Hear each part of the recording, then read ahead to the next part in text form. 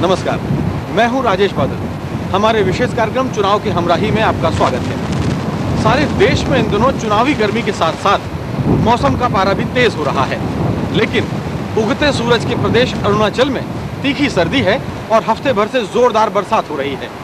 जाहिर है चुनावी बुखार अभी नजर नहीं आ रहा है, लेकिन हम करेंगे यहाँ से अपने सफर का आगाज, क्योंकि यहाँ से शुरू होता है सारे देश में सड़क का सिलसिला।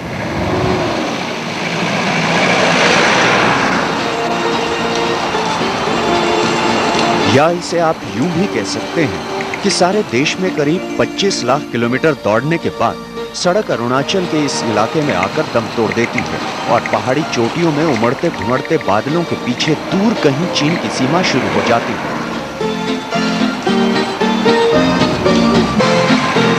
ऐसा कहते हैं कि भगवान परशुराम ने यहाँ तपस्या की थी और माँ की हत्या के कलंक से मुक्ति पाई थी। चुनावी मौसम में यहाँ नेताओं की भीड़ भी खूब आती है। थोड़ा दिन पहले बीजेपी की आए थे यार, जब उन लोग भी बोल के गया, उनको प्रार्थना किया, जिसका जैसा सामर्थ्य है यार उसी मुताबिक बोल रहे। 13 जिलों वाले इस राज्य में करीब दर्जन भर आदिवासी जातियां हैं और अपने उन्मुक्त प्रेम के लिए दुनिया भर में जानी जाती हैं। शादी के लिए लड़की और चुनाव के लिए वोट खरीदना आज भी यहाँ की परंपरा है। वोट डालते समय वो लोग गांव बड़ा जो लीडर को 40,000 50,000 दे देता है। वो कपड़ा छाता पैसा ऐसे इलेक्शन समय है देता है, वो बाद में नहीं देता है काम। आजादी के 50-55 साल बाद भी अरुणाचल विकास की दौड़ में बेहद पीछे है। साल भर जब तब बारिश और नदियों में बाढ़ अब यहाँ के लोगों का हिस्सा बन गई है।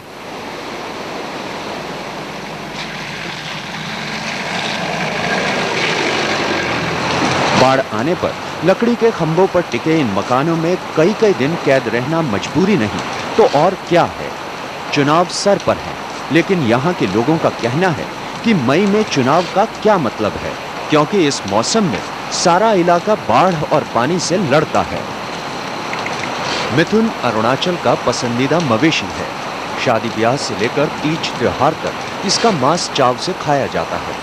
घरों में लटके मिथुन के जब उस परिवार की संपन्नता दिखाते हैं, इसलिए मिथुन को मारने के बाद लोग घरों में उसके सर लटकाते हैं। मगर नेताओं से ये लोग इतने खफा हैं कि उनकी शक्ल तक देखना नहीं चाहते। 3 देशों चीन, भूटान और म्यांमार से सटे अरुणाचल प्रदेश में यह था हमारा पहला पड़ाव, और अब चलते हैं एक ऐसे इलाके में जहां देश का सबसे ऊंचा मतदान केंद्र है, जहां मौजूद हैं हमारी सहयोगी रविंदर बाबा। समुद्र तल से करीब 5,600 मीटर की ऊंचाई पर इस वक्त हम खारदोंगला पास पर खड़े हैं। ये दुनिया का सबसे ऊंचा पास है जहां तक सड़क पहुंचती है। इस वक्त यहाँ हल्की हल्की बर्फ गिर रही है और तापमान 0 से करीब 4 से 5 डिग्री कम है। हमने सोचा कि चुनाव हमराही का सफर क्यों ना इस जगह से शुरू किया जाए और ये जाना जाए कि इस बुलंदी पर बैठे लोगों के लिए दिल्ली कितनी दूर कितनी पास है।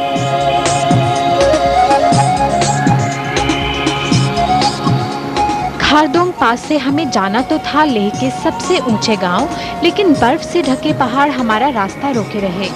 बर्फ की सफेदी से सजी इन राहों पर कोई राहगीर नहीं मिला।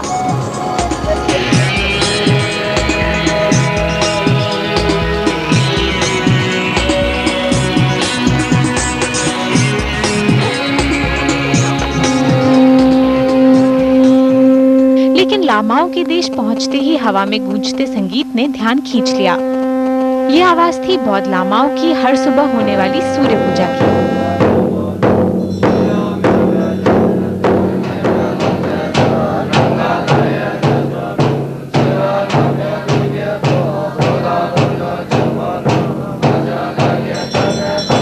यहाँ की जिंदगी पुराने समय से ही पूर्वजों की परंपराओं के मुताबिक चली आ रही है, लेकिन इन दिनों चुनाव की सुगबुगाहट भी सुनी जा सकती है। हालांकि इसका चेहरा यहाँ बिल्कुल अलग है। सभी लोग राजनीतिक मोर्चे पर भी एकजुट रहते हैं। उम्मीदवार और उसकी जीत का फैसला आपस में पहले से ही हो जाता है। पिछले विधानसभा चुनावों में यहाँ एक उम्मीदवार निर्विरोध चुना गया था। इस परंपरा को लोकसभा चुनाव में भी कायम रखने की कोशिश की जा रही है। पार्टी हाईकमान को हम यहाँ से पैनल कभी नहीं भेजते हैं। पार्टी के अंदर भी यहाँ से एक आदमी का नाम जाता है। जब हम लोग कांग्रेस पार्टी में थे तो हम ब्लैंक वहाँ से मैंडेट ले आते हैं, नाम हम यहाँ लिखते हैं, क्योंकि हमारे यहाँ हमेशा कंसेंसस होता है, तो पार्टी हाईकमान को भी आसान हो जाता है। पैनल हम कभी नहीं बेचते। तो अभी तो हमारा कोई हाईकमान है नहीं LUTF का, तो हम लोकली अपने तौर से डिसाइड कर लेंगे। दरअसल ये परंपरा बौद्ध मान्यताओं की ही देन है, जिसमें समाज की भलाई की खातिर लोग अनुशासन में बंधे रहते हैं। यहाँ हर परिवार के एक सदस्य को लामा बनाया जाता है और वो छोटी उम्र से ही समाज सेवा में जुट जाता है। हम मुल्क की दूसरी हिस्सों से कट ऑफ रहते हैं साल में ज़्यादातर 8 महीने 10 महीने, और आजकल सड़क भी 6 महीना तो आजकल भी बंद हो जाती है। ले मनाली रोड हो, ले श्रीनगर रोड हो, और सर्दियों में हमको बहुत ही टाइम मिलता है एक दूसरे से मिलने का, और बल्कि सोचने का कि हमारी सोसाइटी क्या है। हम सेमिनार्स वगैरह करते रहते हैं अपनी कल्चरल हेरिटेज के बारे में, अपनी सोसाइटी की हेरिटेज वगैरह पर। तो सेंसिटाइजेशन बहुत ज़्यादा है लोगों में, और इसको हम बरकरार रखना चाहते हैं, इसको और भी विकसित करना चाहते हैं। लद्दाख के लोगों को अपनी वादियों पर पूरा हक चाहिए। वो इस सुंदर इलाके को केंद्र शासित प्रदेश बनाने की मांग कर रहे हैं, ताकि यहाँ के बुलंद पहाड़ों से भी दिल्ली दूर न रहे। जश्न हो या शोक, यहाँ के लोग हर मौके को एकजुट होकर मनाते हैं। यहाँ के मूल निवासी के लिए समुदाय की बहुत अहमियत होती है। जाहिर है संसद में अपना नुमाइंदा भेजने का फैसला भी मिलकर ही लिया जाएगा। कैमरामैन जलज भदौरिया के साथ रविंदर बावा, ले आज तक। धन्यवाद रविंदर।